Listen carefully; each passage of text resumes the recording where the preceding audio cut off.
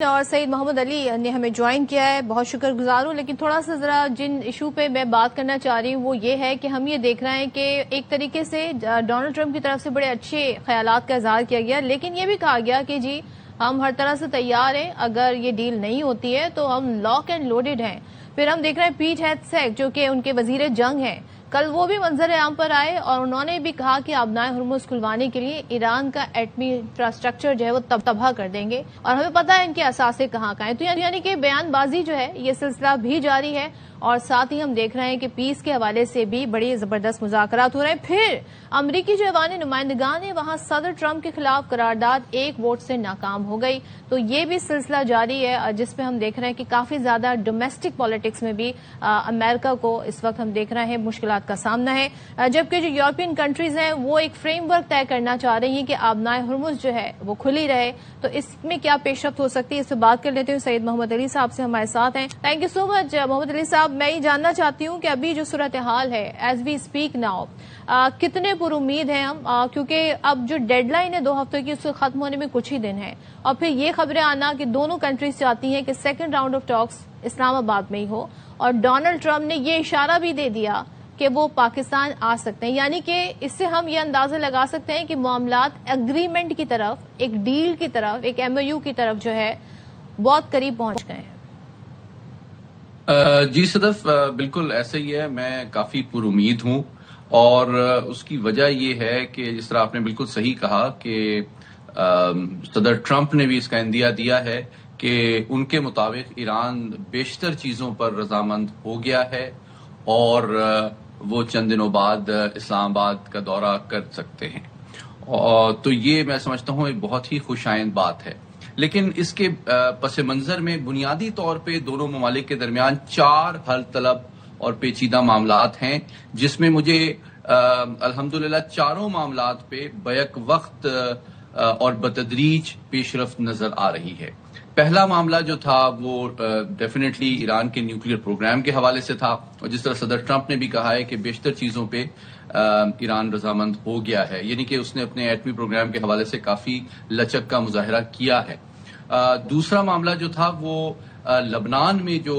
جارحیت اسرائیل کی جاری ہے، وہاں پہ بھی جو 10 دن کی جنگ بندی ہوئی ہے، میں سمجھتا ہوں یہ تہران کو قائل کرنے میں بڑی مفید ثابت ہوگی کہ وہ نیوکلیر پروگرام پہ اور ہرمز کو کھولنے کے حوالے سے زیادہ لچک کا مظاہرہ کرے. تیسرا معاملہ جس سے جڑا ہوا ہے وہ ڈیفینیٹلی آبنائے ہرمز ہے، اور میں سمجھتا ہوں کہ وہ سب سے امپورٹنٹ لیوریج ایران کے پاس ہے. اور چوتھا معاملہ جو اس سے جڑا ہوا ہے وہ یہ ہے کہ اگر اس کے رد عمل میں امریکہ ایران کے اوپر جو معاشی پابندیاں ہیں اس پر نظر ثانی کرتا ہے اور ایک اکنامک ریلیف آفر کرتا ہے، چونکہ ظاہری بات ہے اس جنگ میں انہوں نے بڑا بھاری نقصان اٹھایا ہے، تو میں سمجھتا ہوں کہ انشاءاللہ 1-2 دن کے اندر ہم ایک اگریمنٹ کی طرف بڑھ سکتے ہیں. لیکن یہ چاروں چیزوں میں آپ کو مثبت اشارے اور واضح پیش رفت نظر آ رہی ہے، جو کہ بہت خوش آئند ہے. اور محمد علی صاحب، ہم لاسٹ ٹاک میں ہم یہ دیکھ رہے تھے کہ بہت سارے پوائنٹس ڈسکس ہو رہے تھے، کیسے آگے بڑھا جائے گا اس تک کچھ بھی کلیئر واضح نہیں تھا. ابھی آپ جیسے 4 پوائنٹس کا آپ جو حوالہ دے رہے ہیں، اور یقیناً بہت سارے اس سے دیگر معاملات بھی جڑے ہوئے ہوں گے. میں یہ جاننا چاہ رہی ہوں کہ ذرا تھوڑا ہمیں بتائیے گا کہ ظاہر ہے ایک بڑے عرصے بعد ان 2 کنٹریز کو ٹیبل پر بٹھانا، پھر پاکستان کا جس طریقے سے ہم دیکھ رہے ہیں کہ دنیا بھر میں پاکستان کی پذیرائی ہونا، ہم صرف وینیو نہیں ہے، اسلام آباد صرف وینیو نہیں ہے، ہم صرف فیسیلیٹیٹر نہیں ہیں. ہمارے فیلڈ مارشل کے، ہمارے وزیر اعظم کے دورے اس بات کا عکاس ہیں کہ یہ کوششیں جاری ہیں، اور ڈے 1 سے جاری ہیں، جب سے یہ جنگ بھی شروع ہوئی تھی اور جنگ کے سیز فائر کے دوران بھی جاری رہی. تو بطور ثالث کیا چیلنجز ہوتے ہیں، میں یہ جاننا چاہتی ہوں، اور پاکستان نے یہ کردار ادا کیسے کیا اور کیسے کر رہا ہے؟ میں سمجھتا ہوں کہ پاکستان کا جو اس وقت سفارتی کردار ہے وہ تاریخ میں یاد رکھا جائے گا، اور اس کی میں سمجھتا ہوں کسی بھی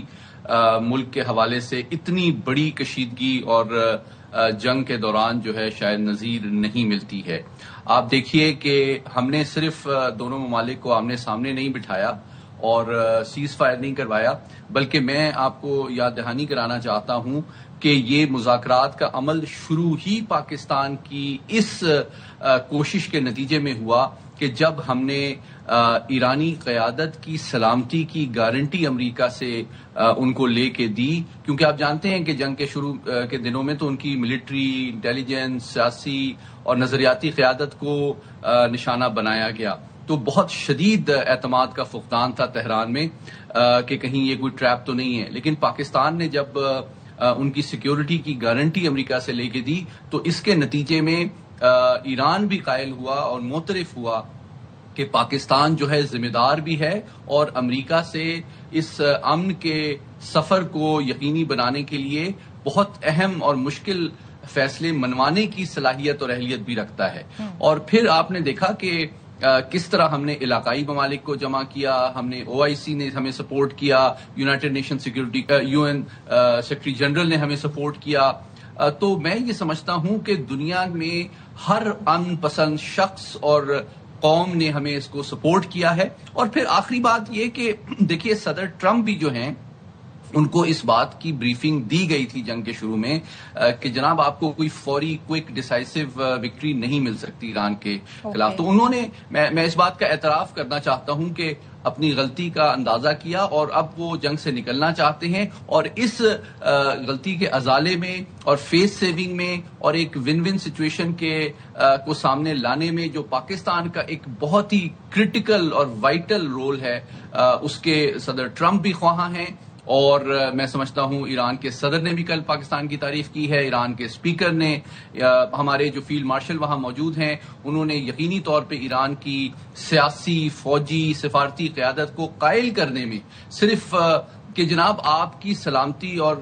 مستقبل کا دار و مدار اس پاکستان لیڈ انیشیٹو کو سپورٹ کرنے میں ہے، تو اس سے بر وقت اور بھرپور فائدہ اٹھائیں تاکہ آپ کا ملک بھی جو ہے وہ مزید سلامتی کے خطرات سے بچ سکے اور ترقی اور خوشحالی کا مزید سفر طے کر سکے۔ زبردست، تھینک یو سو مچ سید محمد علی صاحب۔ اور یقیناً جس طرح آپ بھی ان باتوں کا ذکر کر رہے ہیں تو ہم بھی بار بار یہی بات کہہ رہے ہیں، بڑی خوشی ہوتی ہے۔ اور